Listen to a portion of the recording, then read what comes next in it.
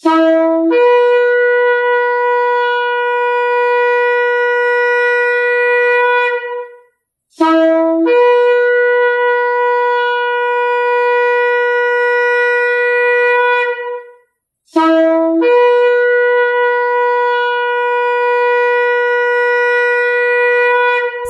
RPK yang dikasihi Tuhan dimanapun Anda berada, Shalom Beshem Yeshua HaMashiach, salam sejahtera dalam nama Yeshua HaMashiach, dalam nama Tuhan Yesus Kristus Juru Selamat kita. Selamat mengikuti siaran Tekiyah, Telaah Kata Ibrani Alkitabiah bersama Gembala Benyamin Obadiah, Ketua GKMI Gereja Kehilat Mesianik Indonesia. Tekiyah adalah cara peniupan shofar seperti yang didengar tadi.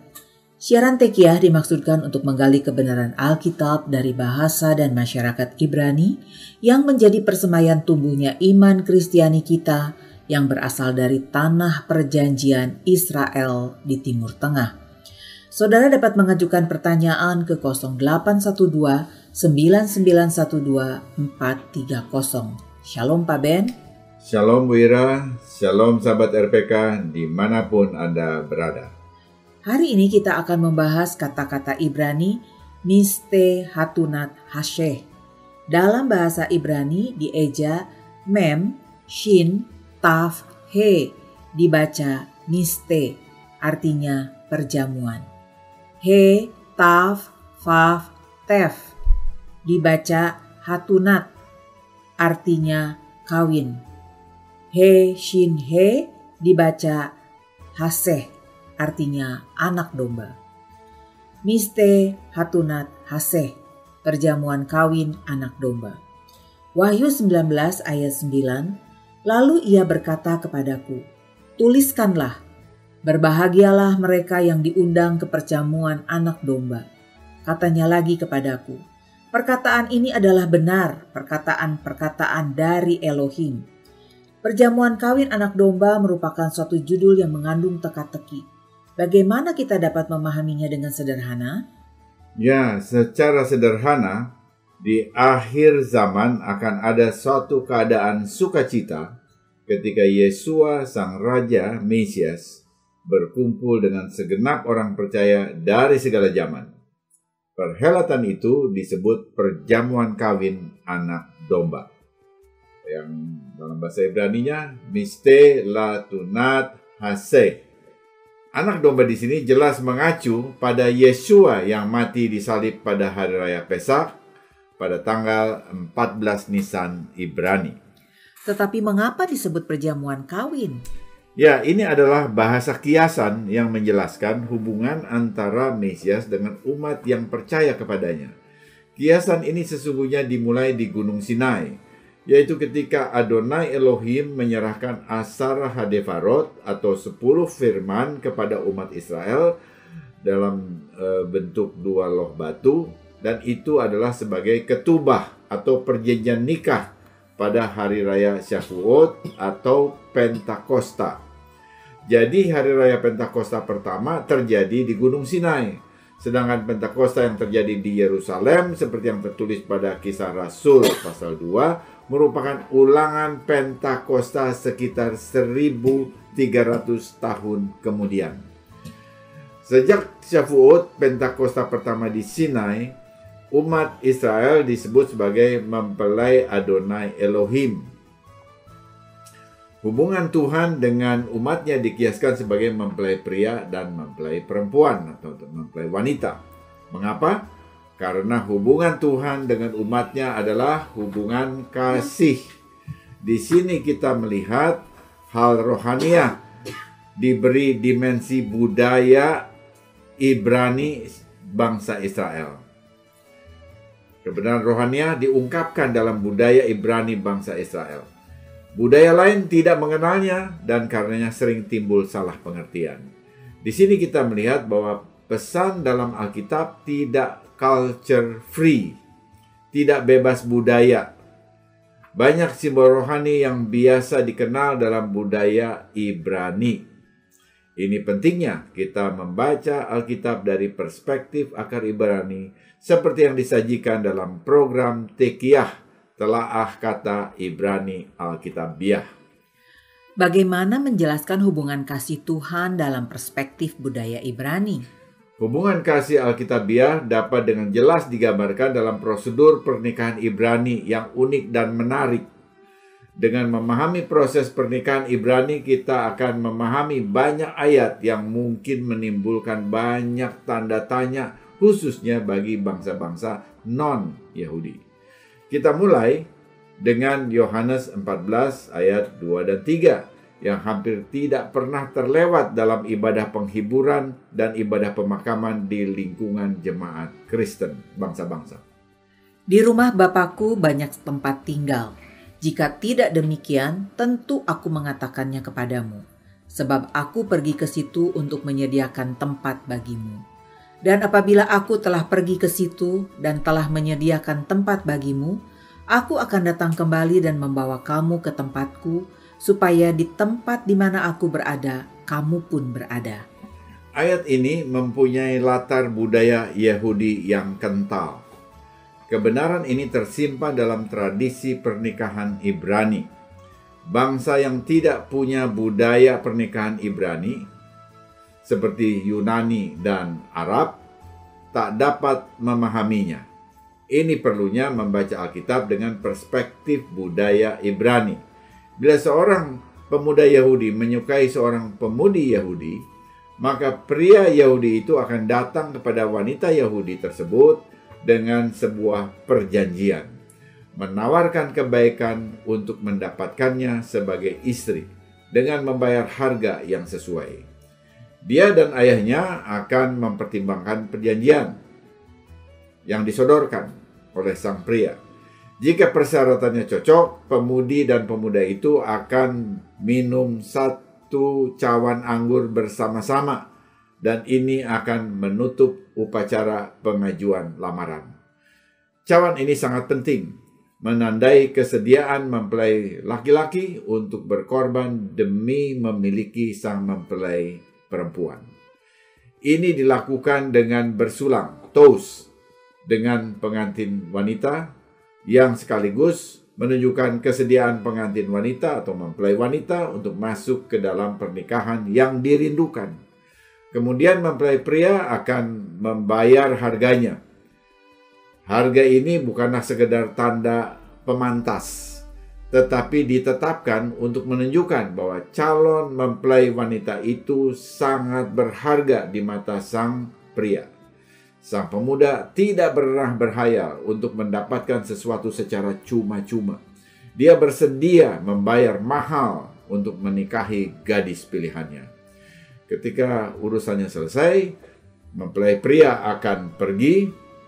Sebelum ia pergi, mempelai pria akan berkata, "Aku pergi untuk menyiapkan tempat bagimu." Dan dia akan kembali ke rumah ayahnya. Di rumah bapaknya, ia akan membangun kamar pengantin, sebuah rumah kecil tempat mereka akan berbulan madu di masa depan. Ya, ini paralel dengan ucapan Yesua dalam Yohanes 14 ayat 2 tadi. Ia pergi untuk menyediakan tempat. Kita harus menghargai bahwa ini adalah hal yang tidak sederhana yang dilakukan oleh mempelai pria. Dia benar-benar akan membangun rumah terpisah di tanah milik ayahnya atau mendekorasi sebuah kamar di rumah ayahnya. Kamar pengantin harus cantik. Mempelai pria tidak berpikir untuk berbulan madu di mana saja. Dia tidak berpikir untuk nikah tamasya dengan jalan-jalan saja. Ia harus membangun tempat tinggal yang layak bagi sang istri. Kamar pengantin harus dilengkapi dengan perbekalan yang cukup, karena pengantin akan tinggal di sana selama 7 hari. Proyek konstruksi ini akan memakan waktu sekitar 1 tahun. Biasanya ayah dari mempelai pria akan menjadi hakim atau sebagai pengawas ketika kamar pengantin selesai. Kita bisa melihat logikanya di sini. Jelasnya, ayahnya tidak akan mengizinkan pemuda itu menjemput gadisnya sampai pemuda itu menyelesaikan bangunan yang pantas untuk pergi memboyong gadisnya itu ke kamar pengantin itu. Secara fungsional, bapak dari mempelai pria sesungguhnya menjadi pengawas pembangunan kamar pengantin itu.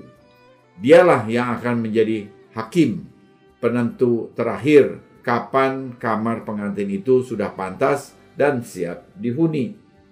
Bapak mempelai pria itulah yang menentukan kapan pemuda itu akan pergi untuk mengambil pengantinnya. Bagaimana persiapan mempelai wanita? Mempelai wanita wajib melakukan penantian. Dia akan meluangkan waktu untuk menyiapkan pakaian pengantinnya dan bersiap-siap pergi saat mempelai laki-lakinya datang. Sesuai kebiasaannya, ia harus menyiapkan lampu minyak sebagai persiapan mempelai pria bila datang larut malam dalam kegelapan. Sehingga ia harus siap untuk pergi pada malam itu juga. Selama masa penantian yang panjang ini, dia disebut sebagai disucikan, dipisahkan, dibeli dengan suatu harga. Dia benar-benar seorang gadis dalam penantian, tanpa ragu bahwa mempelai pria yang berjanji itu akan datang kembali. Kadang-kadang seorang pria muda akan pergi untuk waktu yang lama, tetapi tentu saja dia telah membayar harga yang mahal untuk mempelai wanitanya. Meskipun ada gadis lain yang bersedia atau menarik atau ingin mendapatkan kasihnya, dia pasti akan kembali kepada gadis yang dengannya dia telah membuat perjanjian. Mempelai wanita akan mengenakan cadarnya setiap kali dia keluar dari rumahnya, sehingga para pemuda lain akan menyadari bahwa dia sudah dilamar dan tidak akan mendekatinya dengan menawarkan perjanjian lain. Hari ini, mempelai Mesias, yaitu orang percaya, mengenakan cadar rohani. Mereka mencoba menawarkan kontrak lain kepada kita yang akan melanggar perjanjian kita yang kita miliki dengan mempelai pria kita.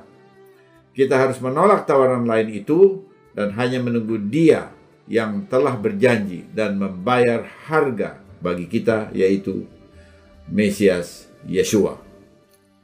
Dalam Matius 25 ayat 1-13, Yesua memberi perumpamaan 5 darah yang bijak dan 5 darah yang bodoh. Bagaimana hubungannya dengan sang mempelai wanita? Perumpamaan ini sangat kental dengan nuansa pernikahan Yahudi. Mempelai wanita akan mengumpulkan saudara perempuan dan pengiring pengantinnya dan siapapun yang akan pergi bersamanya ke pesta pernikahan ketika mempelai pria datang. Dan mereka masing-masing akan menyiapkan lampu minyak mereka. Dalam Matius 25, perumpamaan tentang 5 darah yang bijak dan 5 darah yang bodoh adalah pengiring mempelai wanita. Mereka akan menunggu di rumahnya setiap malam agar saat pengantin pria datang, mereka bersama dengan para pengiring mempelai pria berangkat ke upacara pernikahan dengan penuh sukacita. Sementara itu, mempelai pria akan membangun dan mendekorasi kamar pengantin dengan segala miliknya. Ayahnya akan memeriksa kamar dari waktu ke waktu untuk melihat apakah tempat itu sudah siap. Kalau orang melewati rumah itu dan melihat pemuda itu sedang mengerjakan kamar pengantinnya, mereka akan bertanya, "Kapan hari besarnya?" Tapi mempelai pria itu akan menjawab, "Hanya ayahku yang tahu." Ini adalah jawaban fungsional. Memang harus pengawas yang menentukan. Namun, perhatikan, ayahnya pun hanya dapat menentukan kapan siap waktunya berdasarkan pekerjaan sang anak. Lihat, keduanya saling bergantung satu sama lain. Bagaimana otoritas Bapak dalam pernikahan Ibrani menggambarkan suatu kebenaran rohani? Ya, ini menarik. Ketika murid-muridnya bertanya, "Junjungan, maukah engkau pada masa ini memulihkan kerajaan bagi Israel?" Yesua menjawab, "Engkau tidak perlu mengetahui masa dan waktu yang ditetapkan Bapa sendiri menurut kuasanya." Kisah Rasul 1 ayat 7. Yesua memakai aturan pernikahan Ibrani yang dipahami umat Israel. Adalah ayah yang menentukan kapan anaknya dapat menjemput mempelainya untuk memulai rumah tangganya sendiri. Padanan rohaninya, pemulihan kerajaan Mesias di Israel tidak terlepas dari kedatangan Mesias menjemput mempelainya. Ini secara fungsional ditetapkan oleh Bapa menurut kuasanya. Kita lihat betapa prosedur pernikahan Ibrani mempunyai paralel secara rohani. Akhirnya, kamar itu siap dan mempelai pria mengumpulkan teman-teman mudanya untuk menemaninya dalam perjalanan yang mengasihkan untuk menjemput mempelai wanitanya. Momen besar telah tiba dan mempelai pria sudah lebih dari siap. Dia dan para pemudanya akan berangkat pada malam hari, melakukan segala upaya untuk benar-benar mengejutkan pengantin wanita.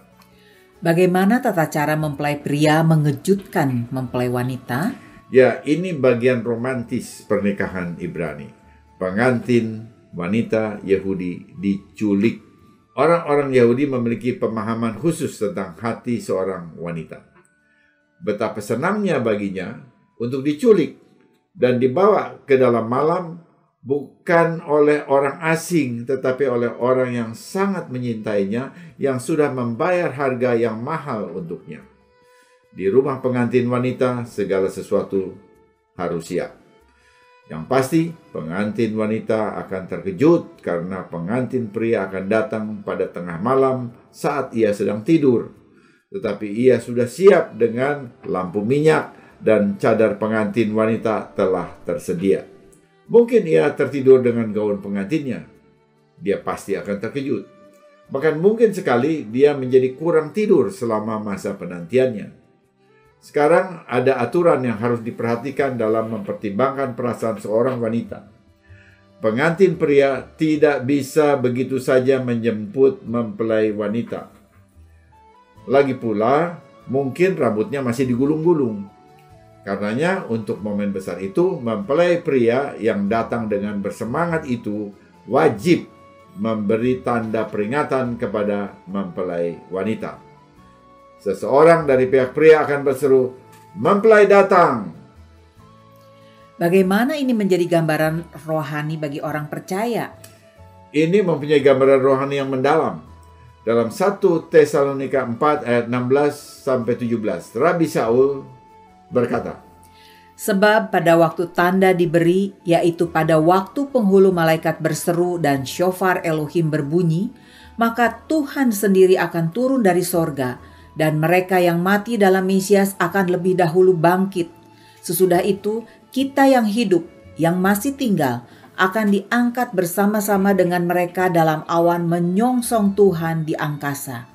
Demikianlah kita akan selama-lamanya bersama-sama dengan Tuhan. Inilah makna rohani dari penjemputan atau penculikan mempelai wanita oleh mempelai pria. Mesias akan memberi tanda dengan shofar yang ditiup oleh penghulu malaikat untuk mengangkat jemaat orang percaya sebagai mempelai wanita bagi Mesias ke angkasa. Ketika mempelai pengantin wanita Ibrani mendengar seruan "Mempelai pria datang," dia tahu bahwa mempelai pria akan tiba di sana dengan segera. Dia hanya punya waktu untuk menyalakan lampunya, mengambil pakaian untuk bulan madunya, dan pergi. Kakak-kakak dan pengiring pengantin yang ingin hadir juga harus merapikan dan menyiapkan pelita mereka masing-masing.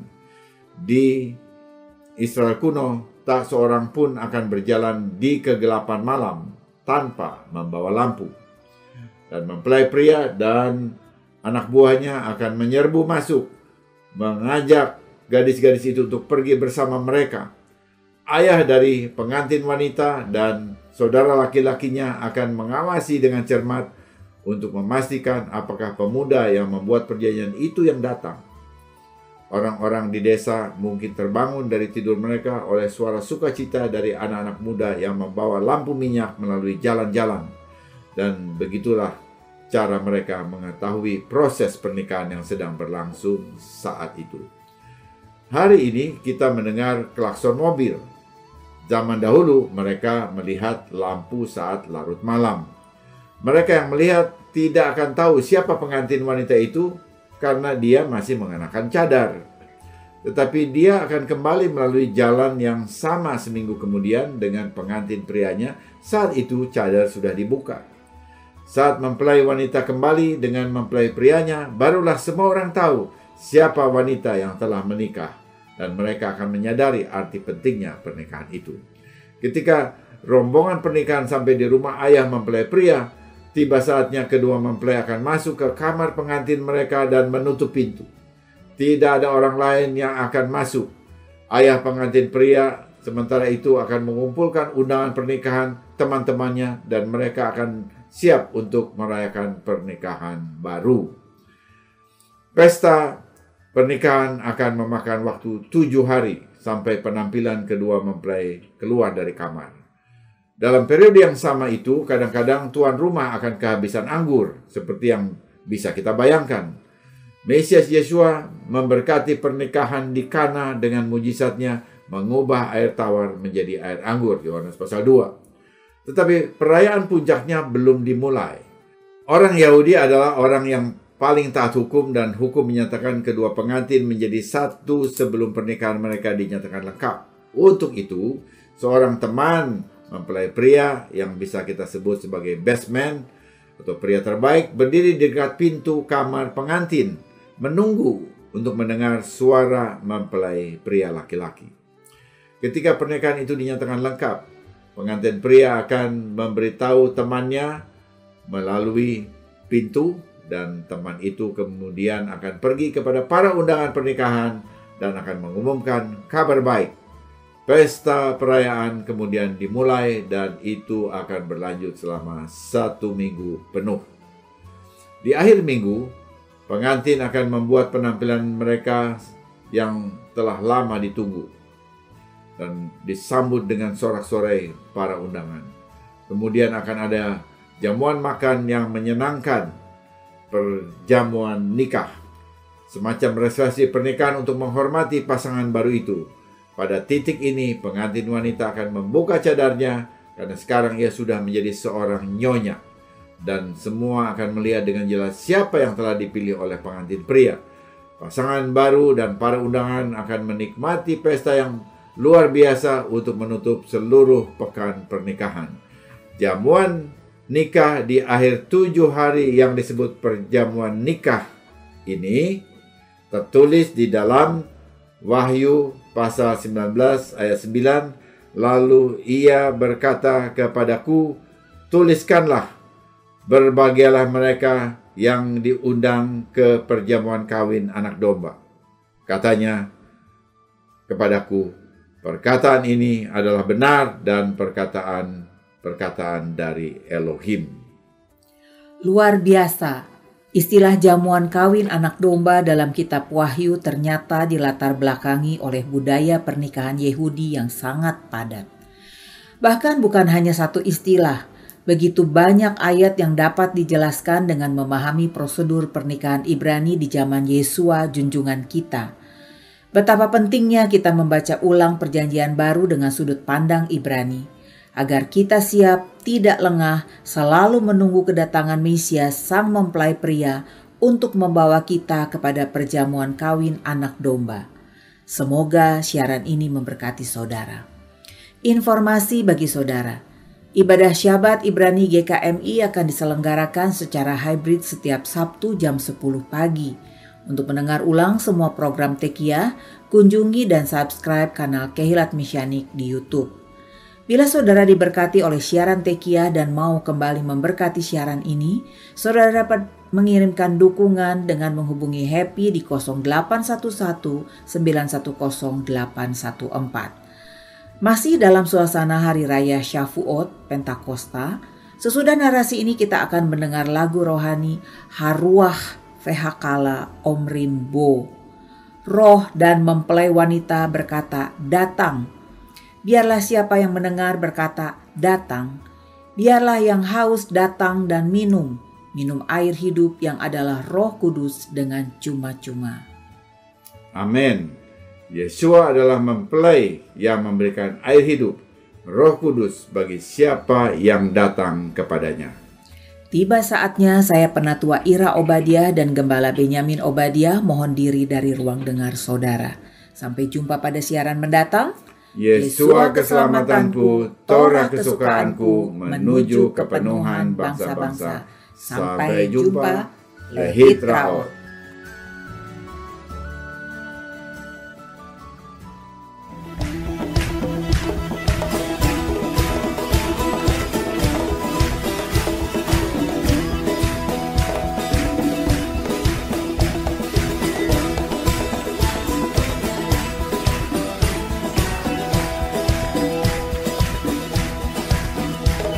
הרוח והקלה אומרים בו,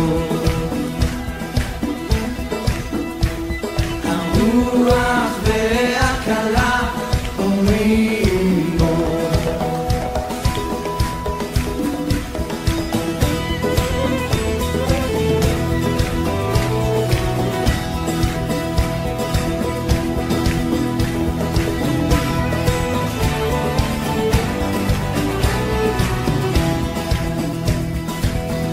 הרוח והקלה, הרוח והקלה אומרים בו,